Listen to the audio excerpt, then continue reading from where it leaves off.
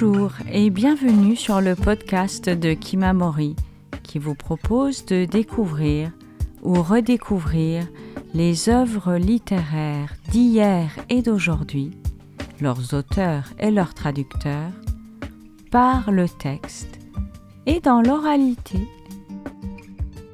Depuis le début de la semaine, nous nous laissons transporter par l'œuvre de Patrick Deville et de ses romans sans fiction du cycle Abracadabra, lu par le comédien Denis Lavant.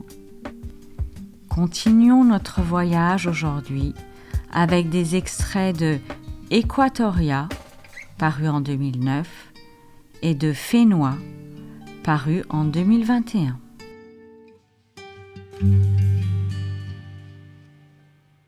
Equatoria.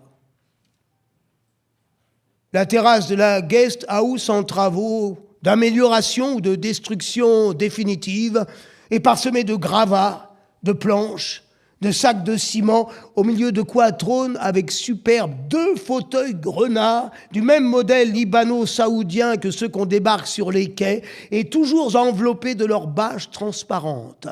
Ils sont assortis à un siège d'avion militaire désossé ainsi qu'à une table basse sur laquelle on me sert à volonté du café en poudre, du riz à l'eau et des bananes. Après que, pendant la nuit, j'ai essayé d'oublier le vacarme des chiens errants et des gueulards de Lumumba Street, les bruits de bestioles les plus suspectes et qu'on imagine animer des visées les plus démoniaques.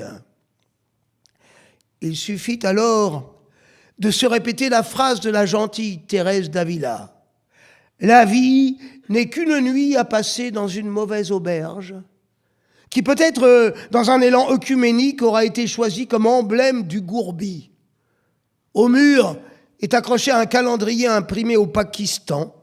Il montre la photographie d'un village qui pourrait être Gstad ou Lèche-les-Bains, un paysage alpin orné de cet aphorisme menaçant « The weak have problems, the strong have solutions ».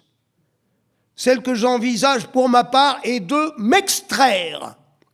Un taxi charge mon barda et me dépose au Kigoma Hilltop Hotel, un ensemble de bungalows récents disséminés à la verticale du lac, best in town selon le driver. Le propriétaire dispose de son propre générateur, garantit ainsi l'électricité à toute heure et bannit bien sûr l'alcool des mécréants, précise-t-il en souriant. On éprouve dans les jours qui suivent un léger trouble à constater que son visage ne se couvre pas de sueur froide, que ses mains ne tremblent pas au point de briser le verre à eau sur le lavabo, qu'aucune lubie ne vient la nuit couvrir les murs de gorgones hurlantes, ni de varans multicolores aux yeux phosphorescents. Tout semble paisible et habituel. N'était autour de mon bungalow une flopée de singes dont j'ignore la marque, gris à longue queue préhensile et dont le chef de troupe a l'air particulièrement con et agressif, mais ces animaux paraissent exister vraiment. Et convenons que certains soirs,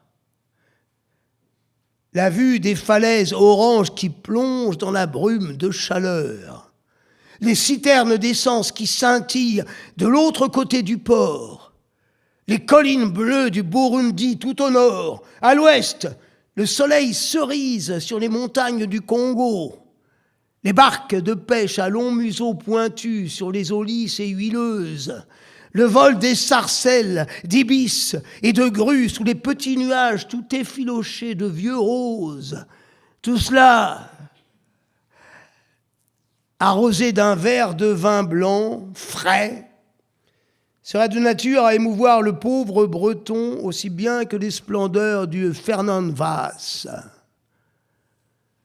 Au bout d'une semaine ponctuelle, le rafio-livreur de carburant pénètre dans la baie au milieu de cette majesté.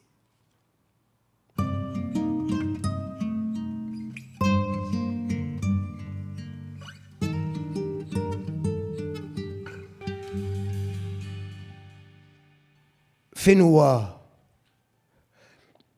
Assis dans un fauteuil pour l'un des derniers soirs, je savais que le risque serait de s'habituer avec le temps à être vivant. Comme si ça ne devait pas offrir chaque jour cet étonnement renouvelé au réveil, la surprise du hasard de vivre. Et je tentais de ne jamais oublier que je devais la mienne d'existence, comme toutes les autres, à un tour de magie. À la crevaison d'un pneu, celui d'une traction Citroën égarée dans une rue qu'elle ne devait pas emprunter, à l'obstination d'un petit jeune homme à retourner seul à moto dans le café de ce village endormi au cœur de la Bretagne pendant des mois pour essayer de retrouver puis de séduire une brunette aperçue ce jour-là. Dès 5 heures, je buvais un café devant la cabane, allumais une cigarette, disséquais les rêves de la nuit et leurs obscurs lambeaux, admirait le grand bourraou et dans l'hibiscus le petit peuple des oiseaux rouges et noirs, cherchait à distinguer si tout cela était vrai, était le réel, ou bien si je n'avais jamais mis les pieds à Tahiti. Avait inventé tout cela dans ma chambre d'enfant au lazaret de Mindine, après avoir appris un doigt sur le globe terrestre lumineux qu'on m'avait offert en lampe de chevet, que des gens tout en bas dormaient quand j'étais à la plage et pêchaient et nageaient quand je dormais. Et le soir, je pensais à ceux-là qui voyaient le soleil se lever. Imaginez aller voir un jour si les cocotiers poussaient la tête en bas et les racines accrochées au plafond. La grande solitude est propice à l'apparition des fantômes, de nos tupapahus. Moins on fréquente de vivants et davantage, les morts s'assemblent et vous côtoient. Je vivais entouré de ces aïeux dont le statut d'existence ambiguë est aussi celui des photographies, des personnages peints dans les tableaux ou décrits dans les livres, quelque part entre l'être et le non-être, qui flottent entre le songe et le réel, comme entre vie marine et terrestre. Ces lieux furent rêvés par les Tahitiens eux-mêmes, puis par les hommes blêmes de Ségalen, qui croyaient œuvrer pour la raison contre la croyance et inventaient d'autres fictions. Ces rêveurs, partis sur la mer, voulaient par ce retrait faire effraction, se rebeller contre l'assignation du siècle et du lieu, cette condamnation à vivre là où le hasard les avait fait naître, à être cette personne-là plutôt qu'une autre, pour aller confronter ailleurs cette énigme à d'autres paysages, d'autres langues, d'autres odeurs, aux saveurs d'autres fruits, non pas chercher le bonheur, mais vivre la vie, et finir par comprendre et accepter que nous sommes tous des enfants, toujours. Certains, depuis bien plus longtemps que d'autres.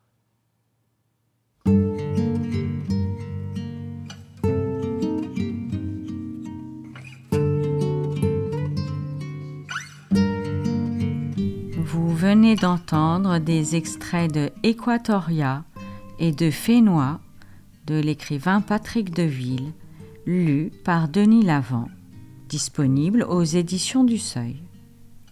Demain, vous pourrez écouter un dernier extrait issu de Samsara, le 9e roman déjà paru de ce fabuleux cycle Abracadabra. Denis Lavant est comédien et interprète. Formé au conservatoire, il a été révélé au cinéma par les films de Léos Carax, dans Mauvais sang, Les Amants du Pont-Neuf ou encore Boy Meets Girl. Sa filmographie et les personnages qu'il a incarnés sur scène se comptent par centaines. Il a interprété les grands textes littéraires de tous les temps sur scène et en lecture audio. Patrick Deville est écrivain et directeur littéraire de la MIT, Maison des écrivains étrangers et traducteurs. Auteur d'essais et de romans, il est lauréat de nombreux prix littéraires, dont le prix Femina pour Peste et Choléra, et le Grand Prix de l'Académie française pour l'ensemble de son œuvre. Chères auditrices, chers auditeurs, n'hésitez pas à consulter notre site internet kimamori.fr, nous suivre sur les réseaux sociaux, et nous serions très heureux de vous voir rejoindre notre communauté de lecteurs en adhérant à notre association.